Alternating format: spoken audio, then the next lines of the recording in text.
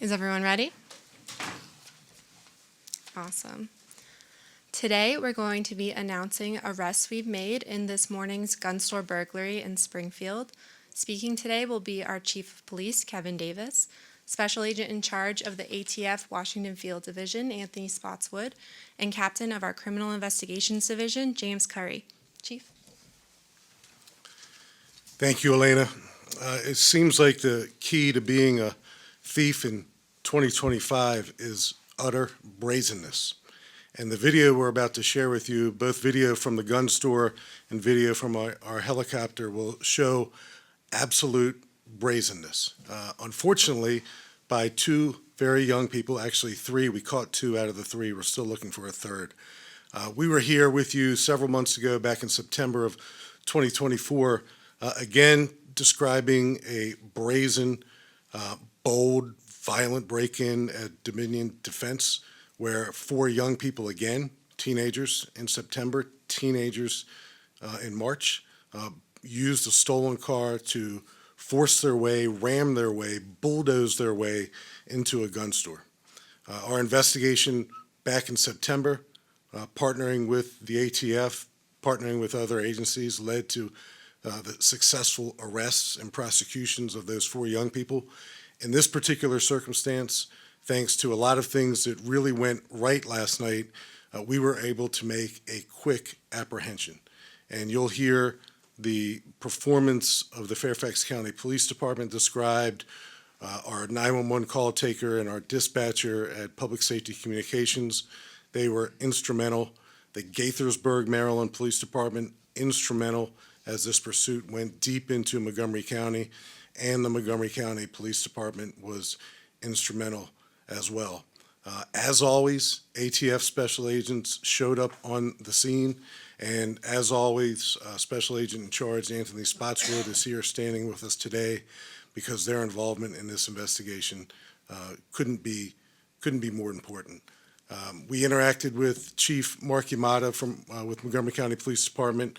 Chief Schroka from Gaithersburg Police Department extended them the opportunity to stand here with us today.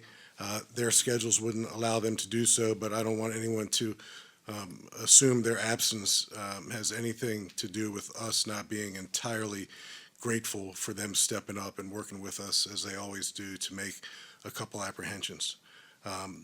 Captain Curry is going to go into the play-by-play and some details of this brazen, violent act, and then you'll hear from Special Agent in charge Spotswood. But first, we're going to share with you some video, both from the gun store burglary and our own helicopter, and then we'll go from there. So if we can tee that up.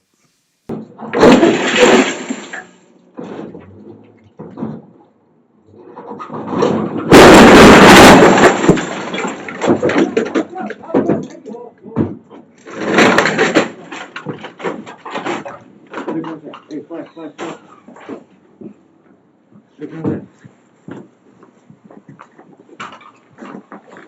Fuck the gun.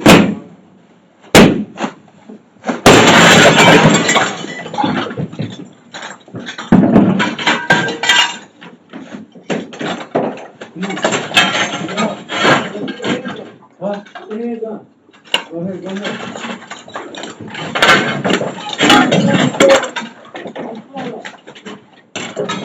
Get the handgun. Y'all, get out of here. Come on, yo. Give me handguns. Break this one. Give me all that. I'm kicking on the yard right now. Come on. Get the foot. Let me get it over.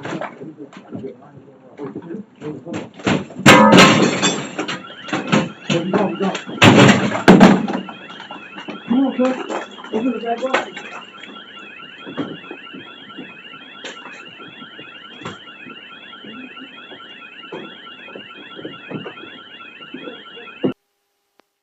Shady Grove, protecting your welfare. Yep, marked it. They split up. Currently one running 71 brawling. Fence open to your left. Use caution going in. They're going to jump the fence. Alright, so they're jumping the fence over to the next building now. It's going to be the third house in.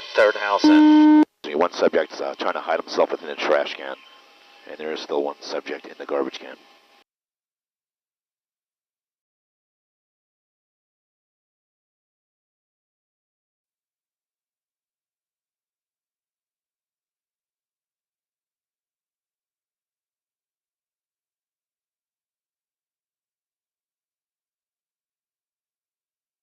Okay, so when you talk about interoperability and you talk about cross-jurisdictional law enforcement cooperation, that's it right there in front of your very eyes. That's how it routinely works, and that's how it worked last night. But let the ages of the two that we apprehended last night sink in a little bit.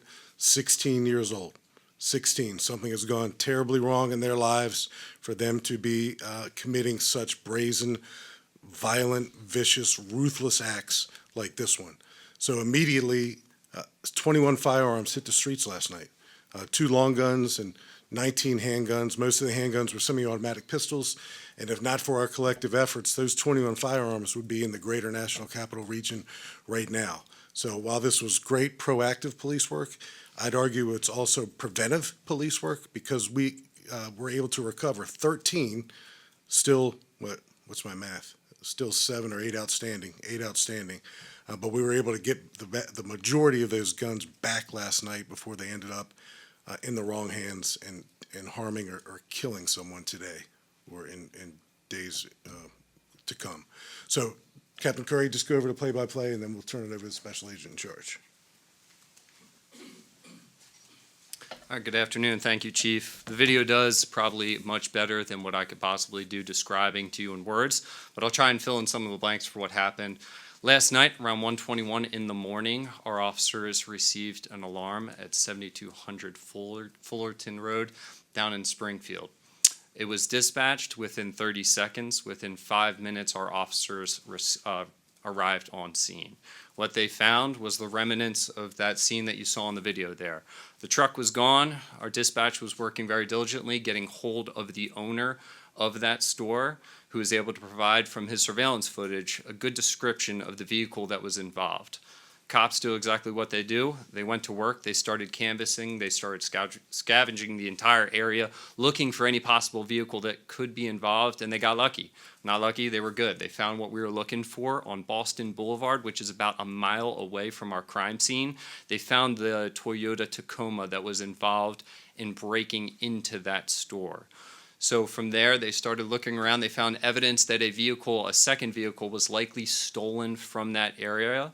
That Toyota Tacoma had been stolen in Montgomery County on March 21st. But they looked in the area, they saw broken glass, they found similar style vehicles in that area. They believed that we were looking for a Hyundai Tucson that was stolen with federal license plates. They started checking LPRs and quickly realized that a vehicle matching this description had entered Maryland, crossing the American Legion Bridge. Helicopter was already in the sky, and very quickly what you saw is what our helicopter saw. Fortunately, with the light foliage, we saw 2 individuals running up a hill from a nearby park. That address was over in West Deer Park Road in Gaithersburg. Again, as Chief mentioned, really good coordination with Montgomery County Police, keeping our eyes in the sky, watching these individuals as they made their way through their neighborhood. At that hour, it's very clear that they were possibly involved in this crime. So we got Montgomery County in there, and that's when you saw these individuals from our camera dumping backpacks into the back of trash cans. So fortunately, through the coordination in the air down to the ground, we were able to take these individuals in custody. What you saw was two of the juveniles, 2 16-year-olds that were taken into custody. There was a third that was with them, but very shortly after they parked that second stolen vehicle, that third one went a different direction. We followed the 2 that had a backpack, and that's what led us to those 2 suspects, and that's what led us to the firearms, the 13 firearms that have been recovered. So what our investigation looks like right now, we're still searching for 8 missing firearms. We're still working to identify that third individual. Good thing is we know who 2 of these players are, and it's only a matter of time before we know who this third individual is. As Chief mentioned, these crimes are very brazen, but in past experience, our investigations were relentless and we're very successful in finding these, and that's the same attitude that we take forward towards this. So the crimes and the charges that these individuals are looking forward to right now in Maryland, they will be charged with possession of stolen auto, possession of stolen firearms, and as we look into Virginia, as we continue our investigation, charges that they will likely face are going to be related to the stolen vehicle, the burglary, 21 counts of the stolen firearms, and whatever else our investigation unfolds here. But this is very early. Very happy to share the 13 recovered firearms and the 2 in custody, but it's far from over. So before we take any questions, I'll pass it off to Special Agent in charge. Good afternoon. My name is Anthony Spotswood. I'm the Special Agent in charge of ATF at the Washington Field Division. I appreciate the invitation to stand with our state and local partners, along with the chief and the other law enforcement agencies that we had the chance to work with earlier today. Today, multiple individuals thought it was a good idea to ram a vehicle into a federal firearms licensee, a gun store, and steal firearms. Let me be very clear, this is never a good idea.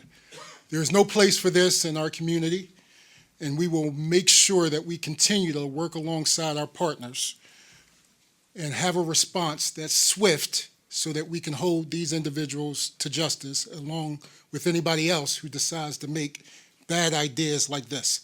Once we were notified in the wee hours of the morning, we dispatched both criminal enforcement agents and industry operations investigators to the scene of the FFL.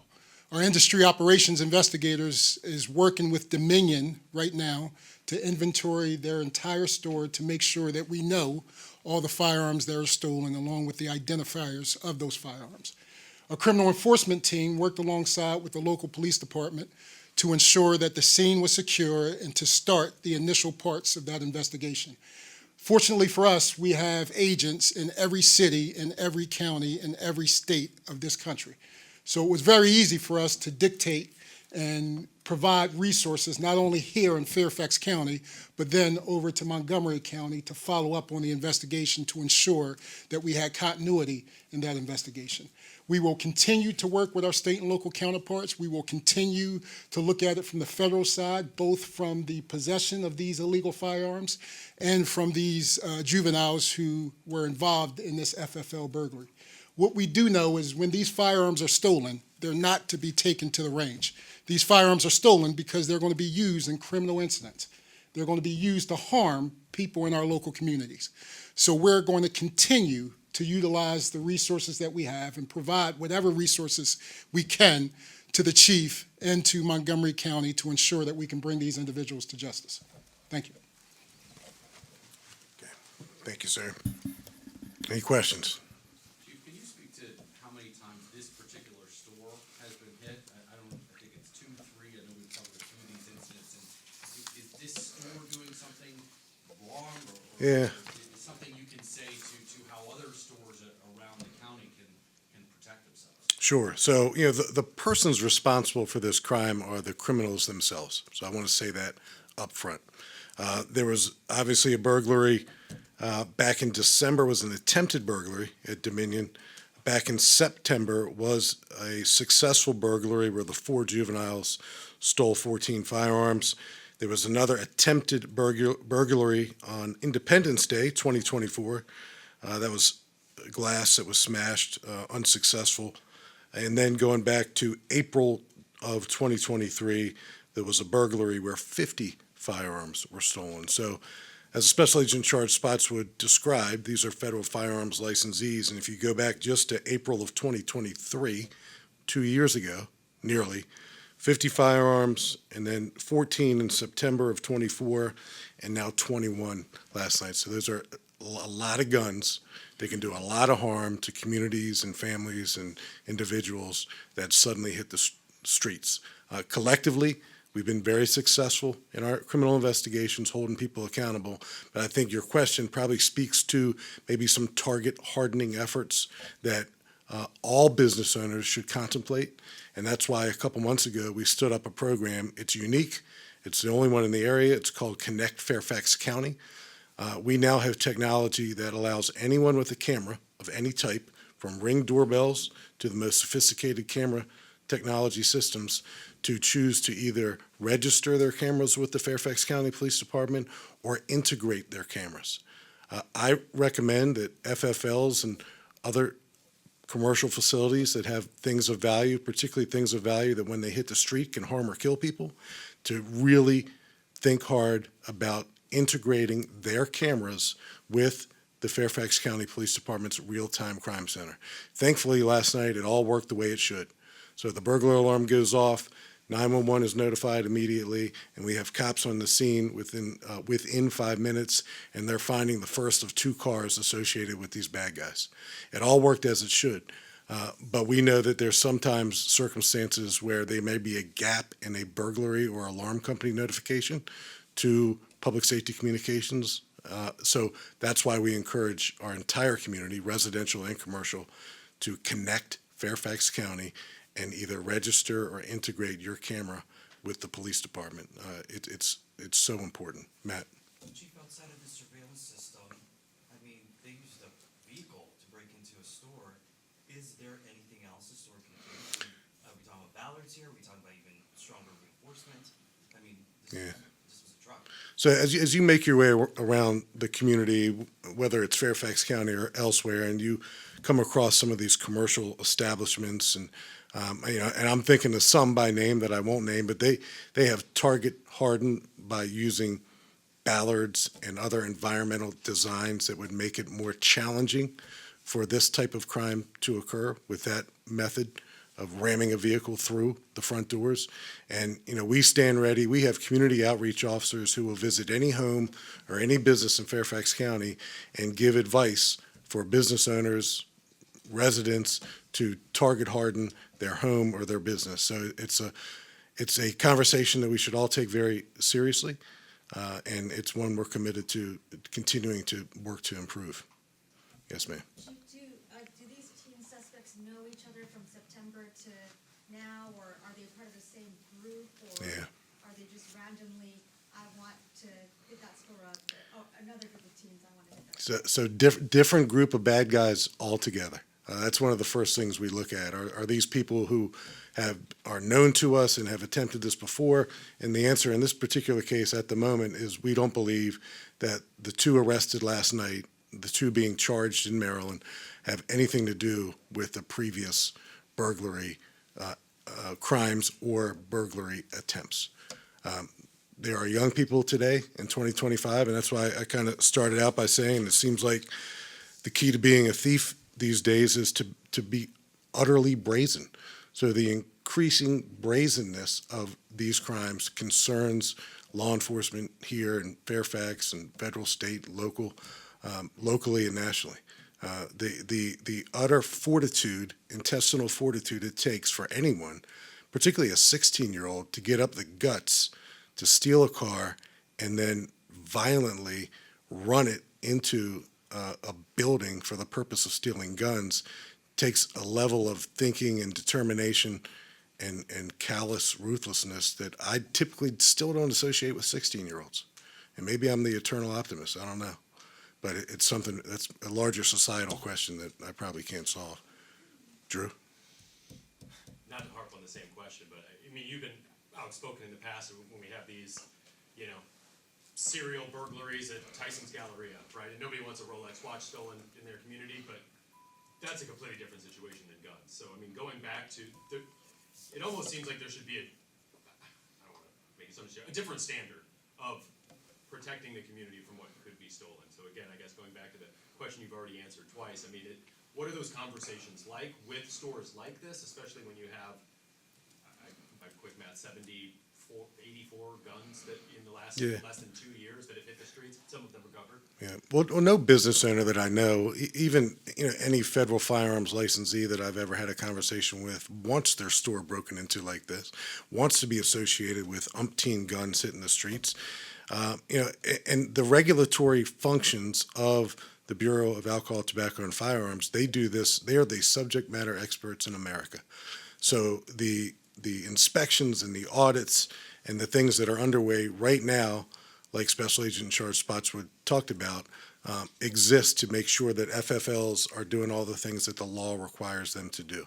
And then just to put icing on that cake, we want to encourage people, compel people, cajole, twist their arms into registering their cameras with us. Integrate, not just register. If you're a homeowner, maybe you register, but if you're a business like this one, integrate your camera with us so we can see something before maybe even a burglar alarm is even tripped, particularly if you have an exterior camera and we can see some pending or stirring criminal activity in your parking lot. So before that alarm is tripped, we might see something in the parking lot thanks to you sharing your camera with us and integrating your camera with us that allows us to get cops there even faster. Matt, go ahead, Drew, and then Matt. I don't know, Chief, this for you, especially you're in charge, but these are firearms that were stolen and then trafficked across state lines. I realize you're not a federal grand jury, but anticipation of federal charges in a case like this, generally speaking, perhaps? Yeah, so the first thing I wanted to be known is these FFLs, these firearms licensees, are our first level of defense. Right? They're the ones who's calling us. They're the ones who's getting alarms. They're the ones who's hardening their locations, putting in video cameras to ensure that we have the proper evidence. None of that would exist without that first level of defense. So we at ATF frequently have conversations with them and talk about best practices and things that we can do from looking at FFL burglaries around the country and finding out ways that we can do a better job in ensuring that this doesn't happen in our communities. But they are very receptive. Anytime we have an incident like this is the first people that we get on the phone and talk to and get access and everything along those lines. As far as federal charges, we're always looking at something like this. We're looking at the fact that they're juveniles. We're looking at the evidence that's involved. We're going to have a conversation with the United States Attorney's Office and determine if this is a case that we can take on the federal side or if this is a case that's best left to the state prosecutors. You, sir, and then Mike, and then I was you. just gonna say, if we know anything about these juveniles, I'm assuming at some point we've looked at their record and criminal history. Are they in high school anywhere? Is anything, I know there's not a lot we can share about 16-year-olds, but anything else you might be able to shed light Well, on? not only is there not a lot you can share about them, there's not a lot I can say about it.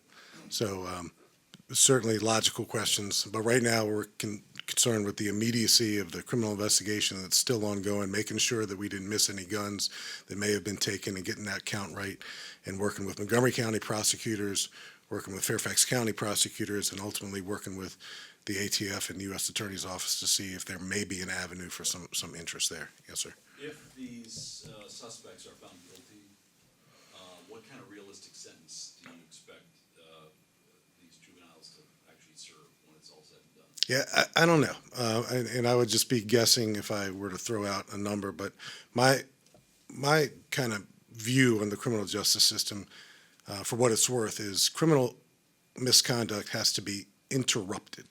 So what does that interruption look like? There has to be a consequence. If there's not a consequence, that means your criminal misconduct isn't interrupted. So I've never been a big proponent of long sentences necessarily, but it has to be long enough and consequential enough for it to deter you from returning to that lifestyle. Breaking into a gun store by using a stolen car to smash into it is not an addiction. You choose to do that.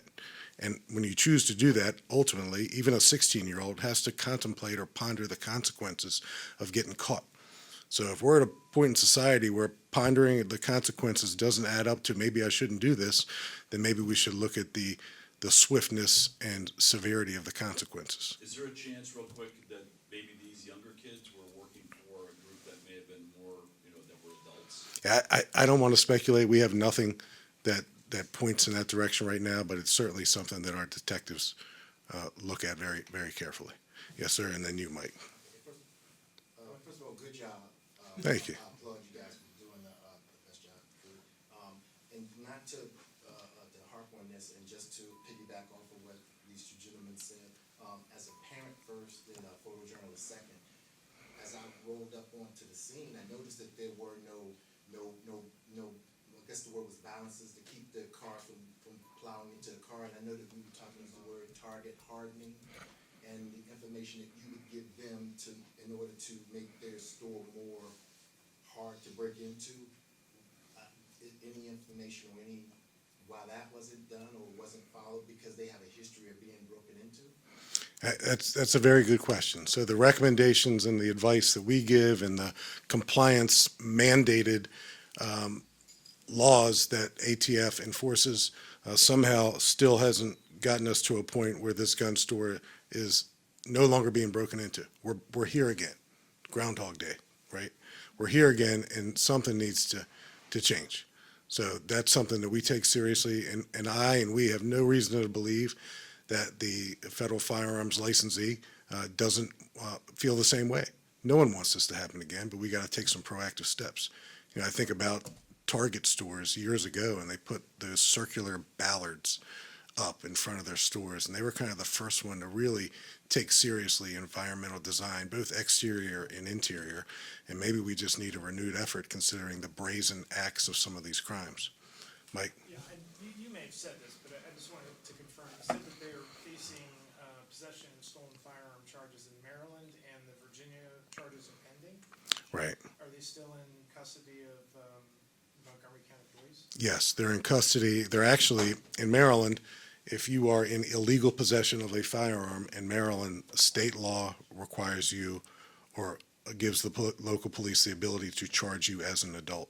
So these two are charged as adults because they're 16 and they're in illegal possession of a firearm in Maryland. So those charges are right here, right now. The charges that we are considering and working toward will be similar and some different charges because the burglary occurred here in Fairfax County. And then we'll work with the ATF and the U.S. Attorney's Office to see what, if any, federal possibilities may exist. But that's a high, high bar. Yeah, so is the prosecution going to have to go through Maryland before you can charge, or can you charge now? So we can certainly charge now, and when we have enough evidence to charge, and that'll be in a matter of, short amount of time, we will. Sometimes police departments will take advantage of the fact that our bad guys are detained elsewhere, and they're detained elsewhere, so it gives us a moment to make sure that we have all the possible charges gathered, and we dot I's and cross T's. But they're going to be criminally charged in Fairfax County, no doubt about it. Yes, sir, then you met.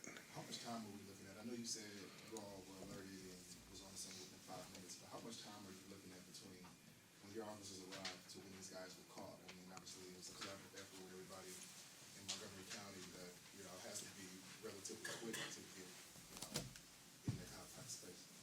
Yeah, when you look in, when they first backed that Tacoma into the back of the building, they're in and out within a minute.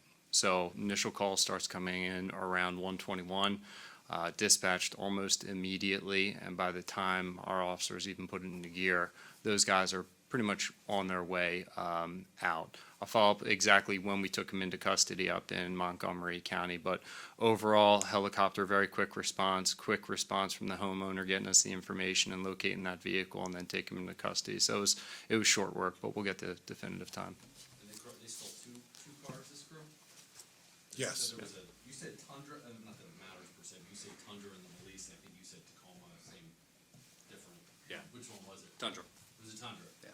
And they also saw a Hyundai, That's correct. both in Fairfax County? Yes. One was in Maryland. Originally, it was in Montgomery County. They came to Fairfax with the stolen car, committed the burglary, ditched it, and gotten another car that they stole. I know I'm in the weeds a little bit. No, that's good. That's good.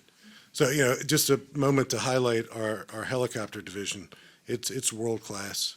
And not only does our helicopter, our aviation, serve Fairfax County, it serves the entire Northern Virginia and greater National Capital Region. Not every big police department has its own helicopter division. We do, and we're really proud of it. They do extra things with blood transfusions and patient transports that most police departments don't do. And you saw it with your own eyes. They were, cool, calm, and collected. And there go the bad guys. Not many people are out for a sprint at that time of night. So they did a really great job. And the interoperability that didn't always exist, even throughout the course of my career, being able to communicate with other jurisdictions on a shared radio channel, that's not, that's not too new. So it all worked and came together. The infrared technology has come light years too. Yeah, it lights them up. It's incredible. It lights them up. And no, the leaves aren't back on the trees yet. Cherry blossom season, tidal basin, plug. Stage 5 would say. Stage 5. I was told stage 5 this morning. Stage 5.5, right about now. Yeah, Matt. The 13 guns found, were they found in the stolen vehicle, in the backpacks that were? In the area. 13 or 14? 13. 13. Yeah, 13 of the 21 recovered, and you saw, and you'll probably get a chance to watch the video again. You see him taking the backpacks and tossing them in a trash can. Most. Yeah, most were, but in that general area where helicopter found them. And then what kind of guns again? We'll get you greater detail, but 19 of the 21 are considered handguns. Now, a handgun can be a semi-automatic pistol, it can be a revolver. I'm guessing most are semi-automatic pistols, and the 2 long guns are just longer guns with a rifle barrel. And with these guns, any of them with tracking devices? I understand that there were the license plate from the stolen car that entered into Maryland. Were there any other tracking devices that helped? Well, the tracking device that we know helped us out the very most was the license plate readers that told us where they were going. So that was instrumental in us being able to put eyes on them and ultimately to see them bail out of the car and run and capture them. Did the guns have air tags? What's that? Did the guns have air tags? So if that investigative piece is not something that I think we're ready to share just yet. Were those townhomes that they jumped in? It looked like it. It looked like it. Yep. So thank you all.